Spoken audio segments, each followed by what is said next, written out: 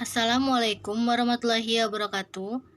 Introduce myself, my name is Enjel Vreticia, grade 11, Science 5. How to use a washing machine. First, put the clothes into washing machine and give a little water.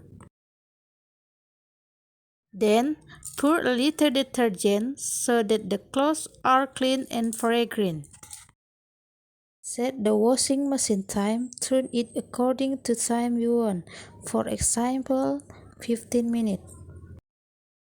After the washing machine stops spinning, then take out the water.